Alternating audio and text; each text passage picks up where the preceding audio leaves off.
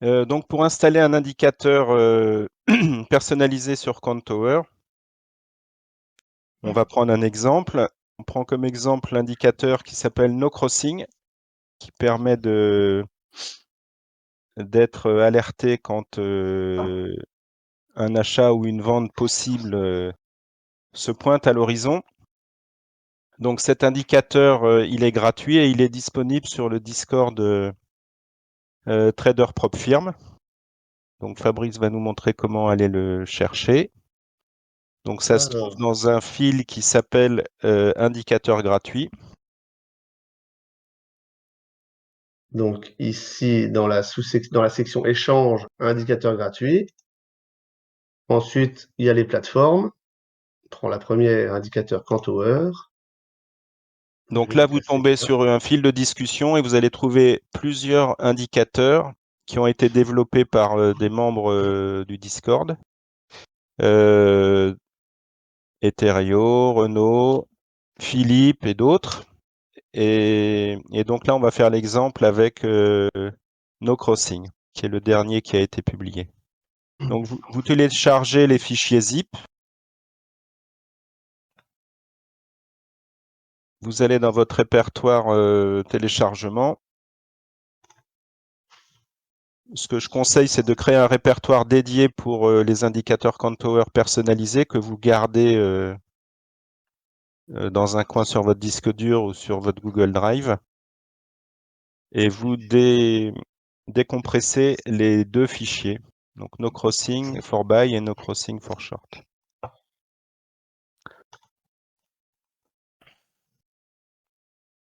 Voilà, donc ça va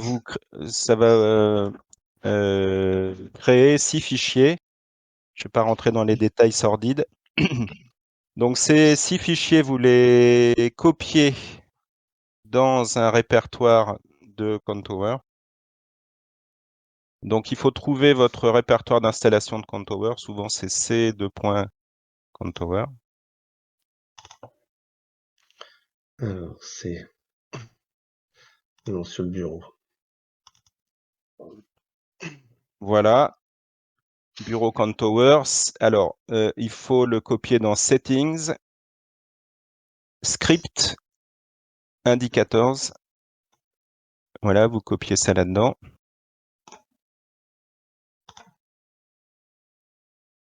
Ah si, c'est vrai. Ils sont dedans. Voilà, vous relancez Contour, une fois que vous avez fait ça. Et là, Contour va prendre en compte les nouveaux indicateurs personnalisés. Bon, moi, faut qu'il démarre, hein, je précise. Mais ça va Donc arriver. vous pouvez réaliser cette procédure pour tous les indicateurs personnalisés que vous voulez. Vous les recopiez dans le même répertoire.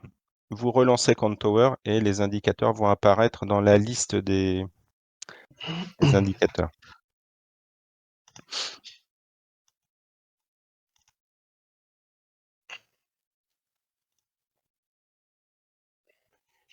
Je remets un graphe vierge. Hein. Le Nasdaq, hein, peu Ouais. importe. Attendre que ça charge, que ça se connecte sur les données. Voilà. Alors.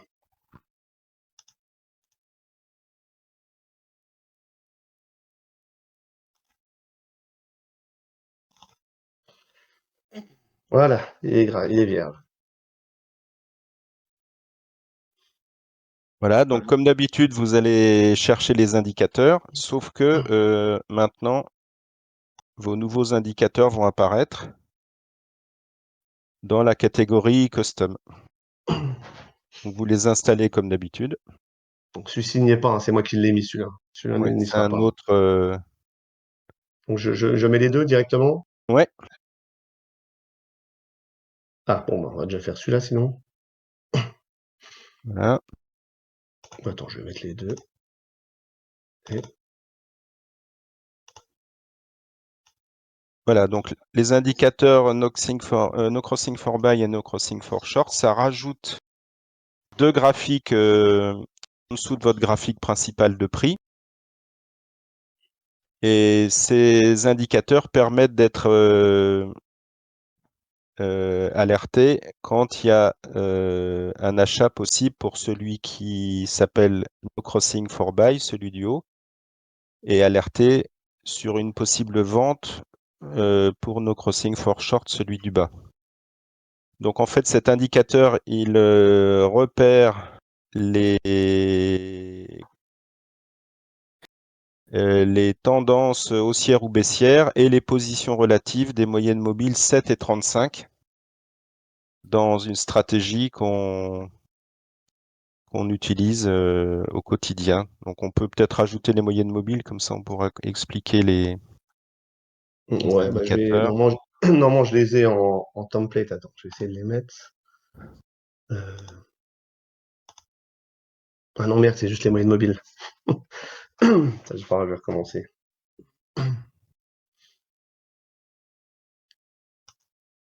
Non, c'est pas ça. Bon, on peut les laisser pour interpréter. Très bien, ça c'est très bien. Attends, je vais enlever mon celui-là, le récit. Hein, je vire. Et je vais rajouter le buy, le short. Je vais fermer les fenêtres, que ça encombre pas. Ah. On va Donc on réduire peut un les peu. réduire un peu, mais pas trop, il y a une limite Ouais. de réduction. Ah, ah non, tu vois. Ouais, après ça disparaît. Si Ah tu veux. ok. Bon, je peux la baisser. Voilà, donc en fait, la J'enlève la séquence, centaine. La centaine.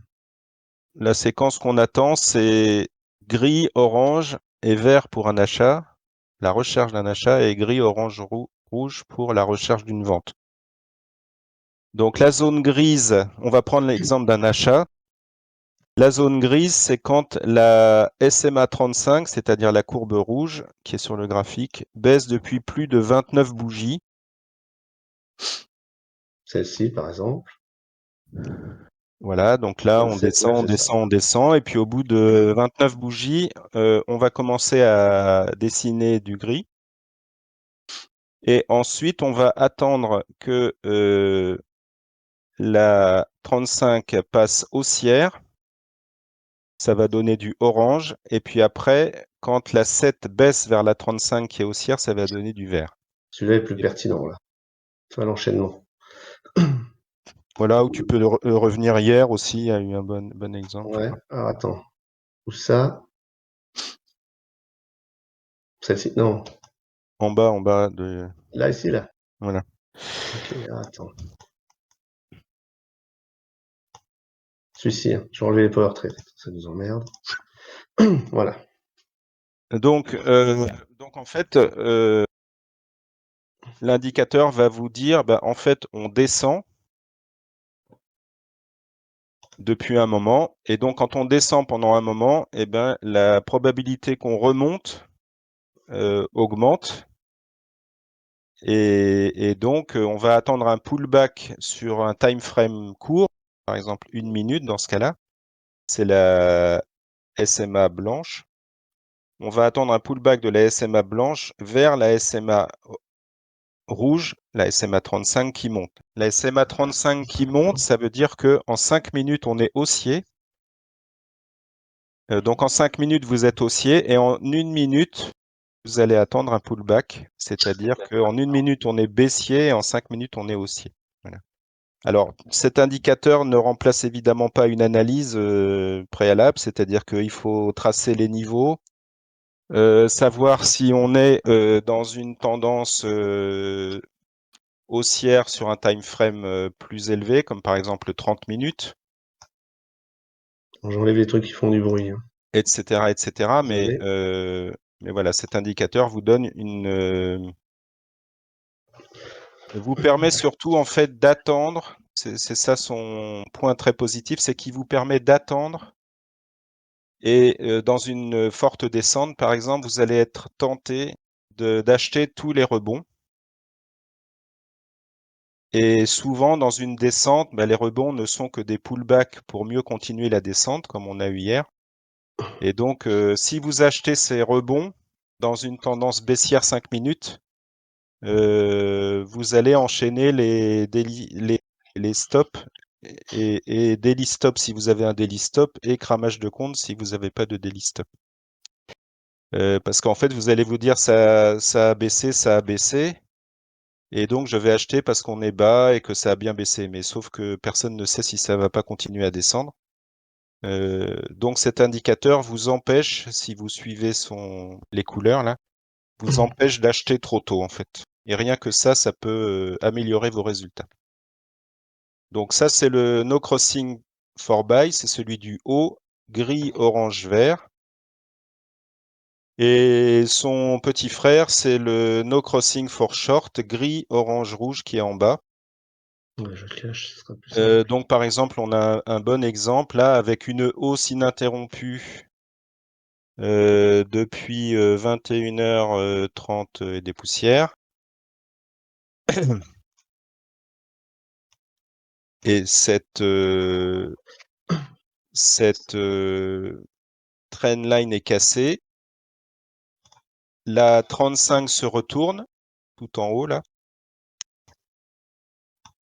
Et puis après, la 7 va chercher la 35 et repart vers le bas. Et c'est à ce moment-là qu'on va chercher un achat. Une vente, pardon.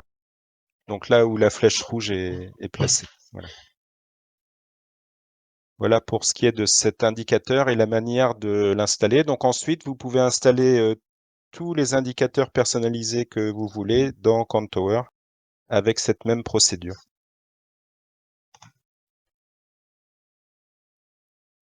J'en ai terminé pour la petite explication de ce matin. Est-ce qu'il y a des questions? Non, tout est clair. Dans les paramètres, tu as des choses intéressantes à changer dans les indices ou pas du tout? Non, il faut rien changer. D'accord. Ah, c'est beau aussi celui-là, là. Attends. Là.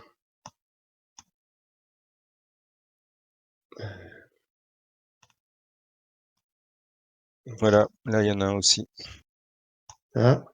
Et ouais, c'est vrai, comme ça, tu te concentres uniquement sur ça, quoi. Donc, ce qui est possible de faire, comme on voit les graphiques ici, c'est d'afficher les graphiques quand on attend la séquence de couleurs. On affiche le graphique euh, euh, sans les bougies, ce qui fait qu'on est moins tenté de cliquer sur un setup de bougies qui peut apparaître. On attend le setup, la série de couleurs. Et tant qu'il n'y a pas la série de couleurs gris-orange, ben, on garde ce graphique sans les bougies, ce qui fait qu'on est moins tenté de cliquer partout. Ah bah non, il n'y a pas de grille, là. Non, parce que tu vois, la 35 a fait un... Ça, là. Non, non, tout en haut. Ah oui, ici, une Elle petite a fait une inflexion. petite cuvette, voilà.